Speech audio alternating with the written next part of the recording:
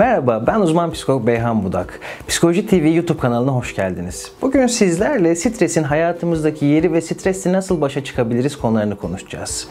Genel olarak stresi tanımlamak gerekirse stres hayatımızda yaşadığımız değişikliklere bedenen ve zihinsel olarak verdiğimiz tepkilerin bütünüdür diyebiliriz. Stresin belli bir seviyesi aslında bizi motive edebilir ama ne zaman ki artmaya başlar, ne zaman ki benliğimizi ele geçirmeye başlar, o zaman hem hayat kalitemizi düşürür hem zihinsel hem de fiziksel sağlığımıza ciddi zararları dokunabilir.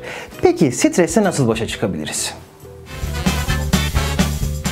Stresle nasıl başa çıkabiliriz? Stresle başa çıkmada hangi yöntemleri kullanabiliriz konusuna gelmeden önce isterseniz mini bir stres testi uygulayalım. Biraz sonra ekrana gelecek olan testteki soruları kendiniz için cevaplayabilirsiniz. Yarısından fazlası, eğer bu testte geçen maddelerin yarısından fazlası sizin için uyuyorsa stresli bir kişilik yapınız var diyebiliriz. İsterseniz beraber bu sorulara bakalım. Uykuya dalmakta zorlanırım. Çok küçük olaylar bile beni gerebilir. Yapmam gereken çok şey var ama benim zamanım yok. Baş ağrısı veya mide problemleri yaşıyorum. İnsanların beni sevmesini çok önemserim. Küçük hatalar beni çok öfkelendirir. Kendimi hep yorgun hissediyorum. Eğer bu maddelerden 3 ya da 4'ten fazlası sizin için uyuyorsa siz stresli bir yapıdasınız demektir.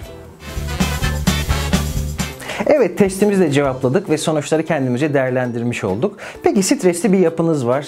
Hayatta yaşadığınız bütün olaylar sizi çok stresli ve gergin bir insan yapıyor. Stresle nasıl başa çıkacaksınız? Madde madde gidelim isterseniz. İlk maddemiz hayır diyebilmek. Etrafımızdaki her insan, iyi ya da kötü, dost ya da düşman, bizden bir şeyler ister. Bazen biz farkında olmadan insanların bizi önemsemesini, bizi sevmesini isteriz.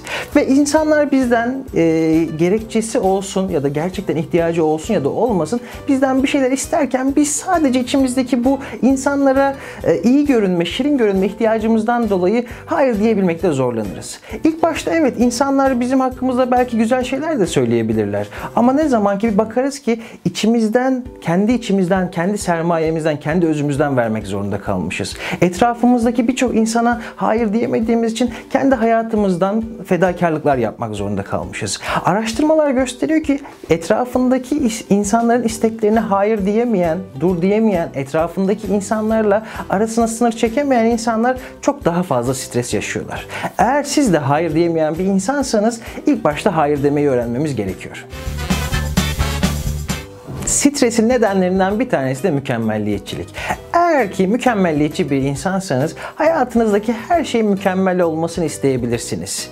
Mükemmelliyetçilik bana sorarsanız dumanla, havayla boğuşmak gibi bir şey. Devamlı çaba gösterirsiniz, devamlı uğraşırsınız, koşturursunuz ama bir türlü kendi içinizdeki o mükemmel olma sınırına yaklaşamazsınız.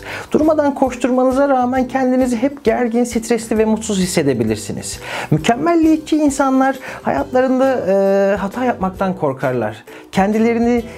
Kendileri olduğu gibi ifade etmekten korkarlar. O yüzden böyle devam eden, böyle bir kişilik yapısına devam eden insanlar her zaman çok daha fazla stresli, daha gergin ve mutsuz olabilirler. Eğer ki mükemmelliyetçi bir kişilik yapısına sahipseniz bir yerde bunu değiştirmeye çalışmaya başlamak gerekiyor. Çünkü stresin temel nedenlerinden birisi de mükemmelliyetçilik. Stresle baş etme yöntemlerimizden bir tanesi de paylaşmak ve gerçeğe döndürmek. Eğer bir sıkıntınız, bir derdiniz olduğunda bunu içinizde tutuyorsanız bir süre sonra devamlı düşünmekten dolayı, devamlı senaryolar kurmaktan dolayı bu başta bize sıkıntı veren olayın gitgide büyüdüğünü, gitgide bizi daha da ezen bir hale geldiğini görebiliriz. Böyle bir yapınız varsa, hep içinizde tutmayı, anlatmamayı tercih eden bir yapınız varsa ilk etapta bunu paylaşmayı öğrenmek olmalı.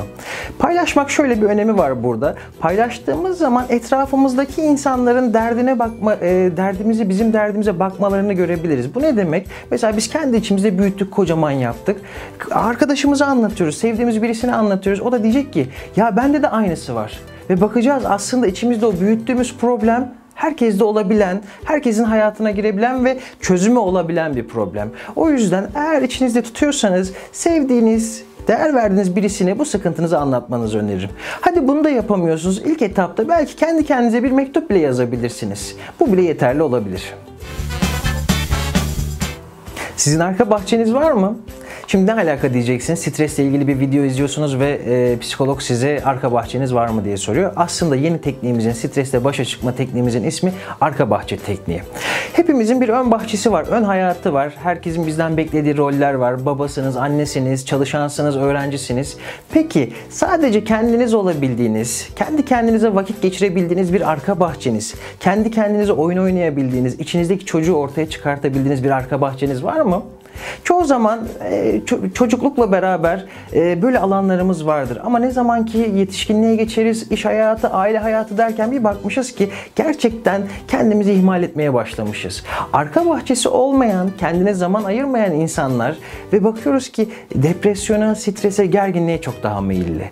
Eğer böyle bir özelliğiniz, böyle bir alanınız yoksa ilk etapta bunu oluşturmaya dikkat etmemiz gerekiyor.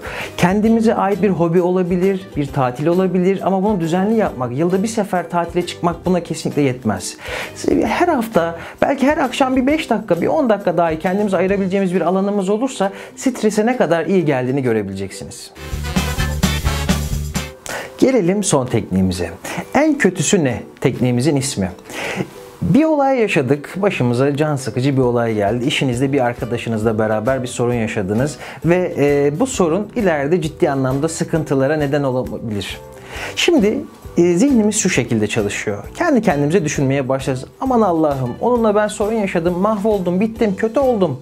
Yani duygusal anlamda kendi kendimizi gaza getiririz, kendi rüzgarımızda, kendi ateşimizde kayboluruz.